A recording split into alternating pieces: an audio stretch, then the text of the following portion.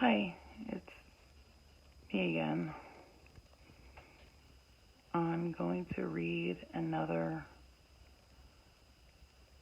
poem that I wrote for John. John, as you know, is my husband who died in January of this year. A heart attack.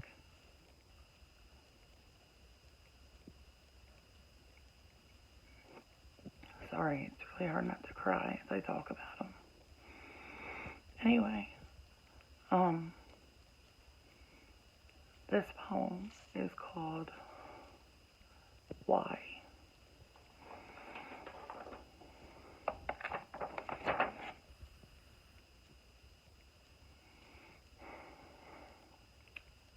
His death was a blurry barrage of people and beeping equipment.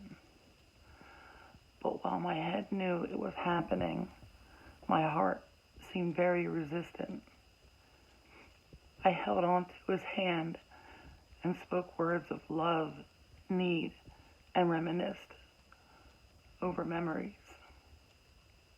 I made promises to God and the devil alike, if only they would let John stay with me.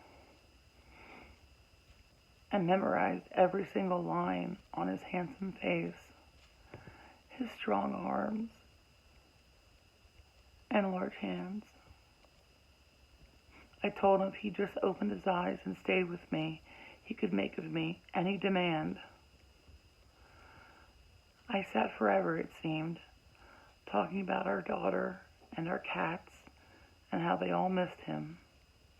At the time, I was only half listening to the advice and medical talk.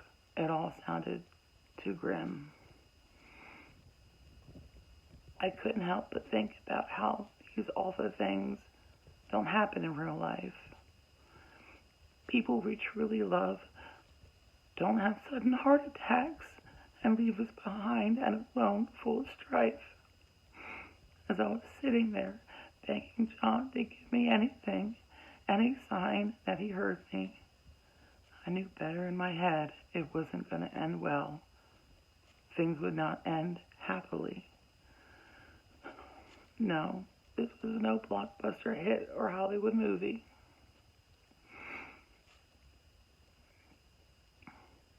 As the reality soon started to slowly creep in, I felt the push of that internal panic button.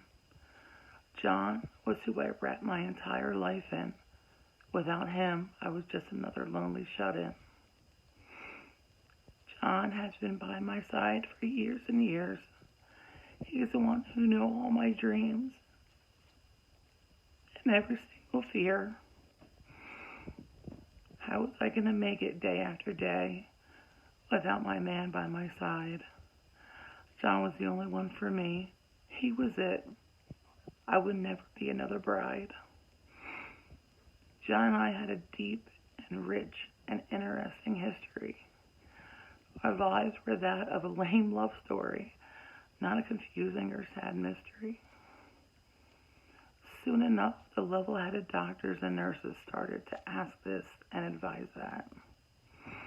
Those well-intended and smart people were enemies, nothing more to me than a fly which I wanted to swat flat. I instantly became enraged and almost went on a killing spree. Headlines would say those killed were the ones who were not fast enough to flee.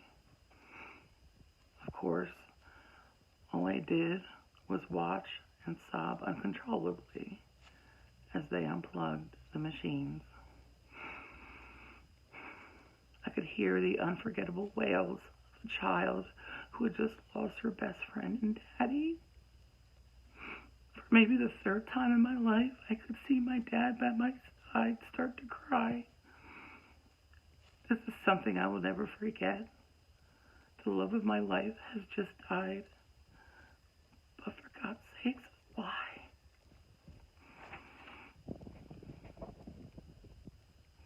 Yeah, why? Why did John have to go? Naively, I was so happy.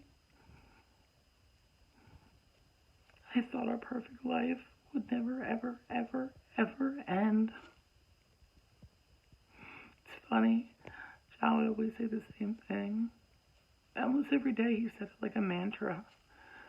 Tomorrow is promised to nobody. He was right.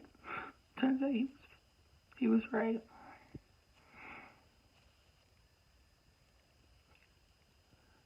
Anyway.